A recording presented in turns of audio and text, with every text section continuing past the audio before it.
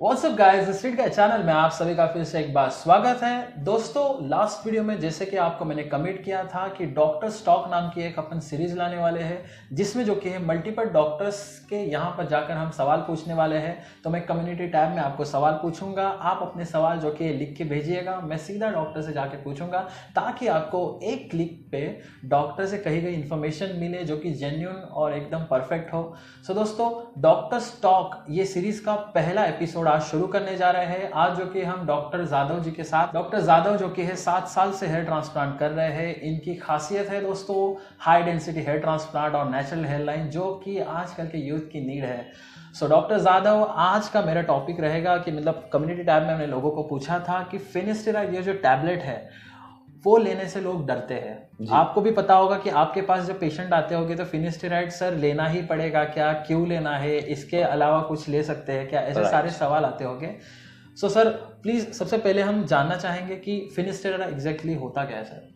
सो मयूर, देखिए, फिनेस्ट्राइड जो ड्रग है इसको ड्रग ऑफ चॉइस बोला जाता है कि जो मेल पैटर्न हेयर लॉस है, या जिसको हम लोग बोलते हैं कि एंड्रोजेनेटिक एलोपेशिया है, इसके अंदर जो भी ड्रग काम में आता है उसको फिनेस्ट्राइड बोला जाता है।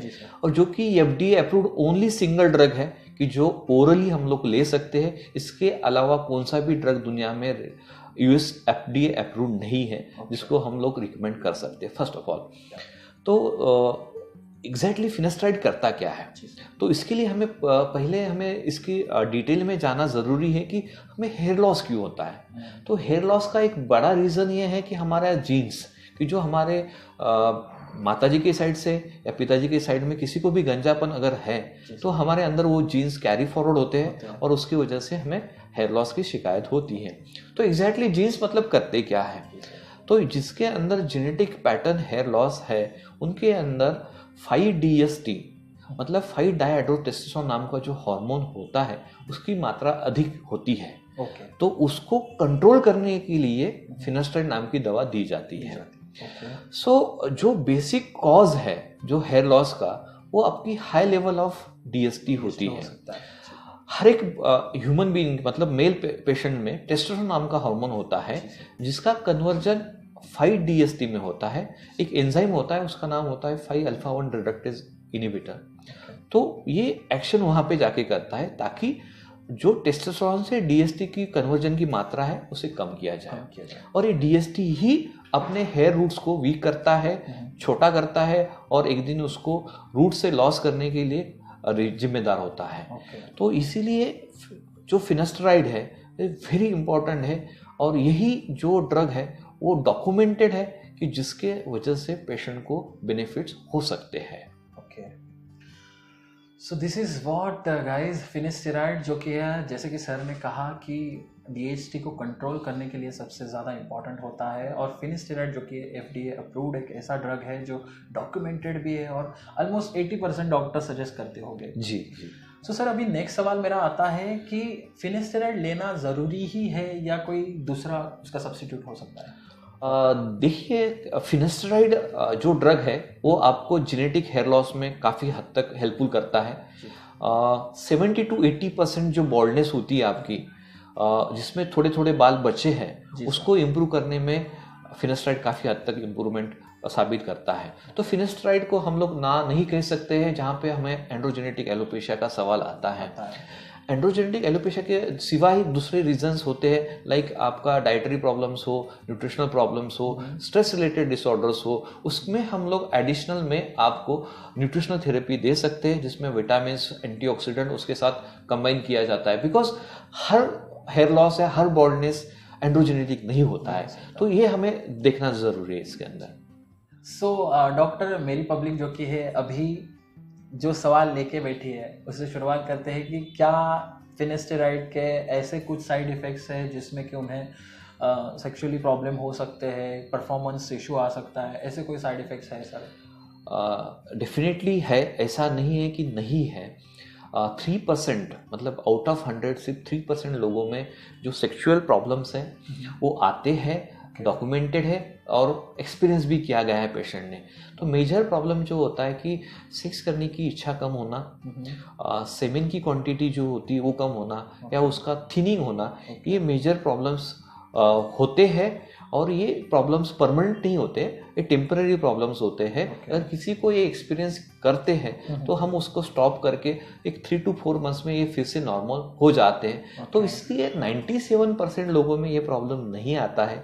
तो 97% लोगों में नहीं होता है तो इसका मतलब ये है कि हमने ट्राई करना चाहिए, क्योंकि 3% ही लोगों में होते हैं जो सेक्सुअल साइड इफेक्ट्स है। बाकी दूसरे साइड इफेक्ट्स लाइक थोड़ा सा कभी कभी किसी को इचिंग होता है या कभी कभी सम जीआई डिस्टर्बेंसेस होते हैं, तो ये माइनर प्रॉब्लम्स है, मेजर इसमें नहीं होता है। तो आई रिकमेंड कि फिनास्ट्राइड लेना चाहिए, ना ही उससे डरना चाहिए। देखिए, अगर फिनास्ट्राइड लेंगे तो आपके रिजल्ट काफ़ी अच्छे हो सकते हैं और काफ़ी हद तक आपका जो हेयर लॉस है वो काफ़ी हद तक कंट्रोल भी हो जाएगा। जो छोटे छोटे पतले हेयर्स होते हैं जो ग्रो नहीं होते, डेफिनेटली ग्रो होना स्टार्ट हो जाएंगे। सो भाई, आई होप कि आपको अभी फिनास्टेराइड का जो खौफ था वो कम हो चुका रहेगा। फिनास्टेराइड सर ने जैसे बताया कि इतने हाईली मतलब 100 में से 97 पब्लिक मतलब 97 लोगों को नहीं हो सकता है, ओनली 3% है जिनमें जो कि साइड इफेक्ट्स दिखाई देते हैं। सो सर, यहाँ पे हमारा नेक्स्ट सवाल आता है कि आफ्टर हेयर ट्रांसप्लांट फिनास्टेराइड का क्या रोल होता है, कि हेयर ट्रांसप्लांट के बाद finasteride most of the doctors जो कि रिकमेंड करते हैं कि क्या ये लेना ही चाहिए या नहीं? देखिए, फिनास्ट्राइड का जैसे मैंने कहा कि एंड्रोजेनेटिक एलोपेशिया में चॉइस ऑफ ड्रग है। उसके पीछे का थोड़ा सा मैं कंसेप्ट बताना चाहूँगा। देखिए, हर एक पेशेंट तो कंप्लीट ग्रेड 7 बॉल्डनेस नहीं होता है जी, और जो हेयर लॉस है एंड्रोजेनेटिक वो ऑनगोइंग प्रोसेस है जी सर। मतलब आपका हेयर लॉस कब कंट्रोल हो सकता है? जब तक आप फिनास्ट्राइड लोगे तब तक ही कंट्रोल होगा। आपने फिनास्ट्राइड बंद कर दिया तो आपका हेयर लॉस फिर से स्टार्ट होने वाला है। ये भी है, ठीक है। तो देखिए, हमने हेयर ट्रांसप्लांट आपकी कर ली, सपोज आपका ग्रेड 3 था, हमने आपका फ्रंट एरिया को हेयर ट्रांसप्लांट कर दिया, पीछे के बाल आपके आज अच्छे हैं, फ्रंट के भी बाल आपको हेयर ट्रांसप्लांट करने के बाद अच्छे आने वाले हैं, वही तो लाइक अपने अच्छी सर्जरी हो गई है तो कोई उसमें इशू नहीं आने वाला है। बट आपका जो ऑनगोइंग हेयर लॉस है वो तो आपके पीछे के बालों को है, वहाँ पे हमने कुछ नहीं करा है। वो बाल आपके डीएसटी की लेवल को सेंसिटिव है, वो कभी भी जा सकते हैं। तो फिर हेयर ट्रांसप्लांट करने के बाद आपको क्या हो जाएगा, सामने के बाल तो रहेंगे, पीछे के बाल निकल जाएंगे। तो इम्पोर्टेंट है कि आपको लुक जो होना चाहिए कंप्लीट लुक होना चाहिए, सो दैट कि आपके सामने के भी बाल मेंटेन रहे और पीछे के भी बाल मेंटेन रहे।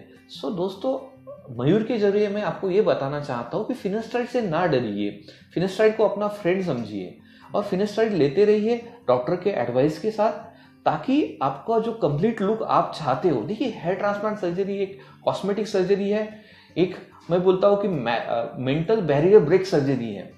उसके बाद आपको जो कॉन्फिडेंस आएगा वो इमेंस कॉन्फिडेंस होगा, आपके जिंदगी में काफी कुछ चेंजेस होने वाले हैं। तो सिर्फ फिनास्ट्राइड को डर के आप उसको नहीं लेना चाहिए, ये बात गलत है। आप फिनास्ट्राइड ट्राई करिए, कुछ प्रॉब्लम आता है तो definitely we can stop that, बंद कर सकते हैं, बट फिनास्ट्राइड लेना जरूरी है ताकि आपको कंप्लीट लुक लॉन्ग टर्म तक मेंटेन रहे और बाद में आपको फिर से जल्दी हेयर ट्रांसप्लांट करने की, सेकंड सेटिंग करने की जरूरत ना पड़े। सो सर, आज के एपिसोड का सबसे लास्ट सवाल आता है कि जो फिनास्ट्राइड अभी समझो कि आपने सजेस्ट कर दिया है, पर ये कब तक लेना है, मरते दम तक लेना है या कहीं ना कहीं स्टॉप करके या फिर गैप्स लेके, मतलब कैसे हम इससे छुटकारा पा सकते हैं सर? देखिए, ऐसा कुछ छुटकारा पाने वाली जैसी चीज़ है नहीं है। देखिए, डीएसटी जो है हार्मोन आपके शरीर के अंदर कंटिन्यूसली तैयार हो रहा है, राइट, वो तो बंद नहीं हो रहा है। एक सर्टन एज के बाद उसका डेफिनेटली लेवल कम हो जाएगा, लाइक 45 एज के बाद उसकी लेवल कम हो जाएगी, बट तब तक तो लेना ज़रूरी है। बिकॉज लाइक आप जैसे शुगर की टैबलेट्स डेली लेते हो उसको कंट्रोल करने के लिए, बीपी की टैबलेट लेते हो बीपी कंट्रोल करने के लिए, वैसे ही फिनास्ट्राइड लेना उतना ही ज़रूरी है अगर आपको डीएसटी के लेवल कंट्रोल करना है तो डेफिनेटली एक आप गोल सेट करने वाले हैं कि हमें इतना रिजल्ट चाहिए।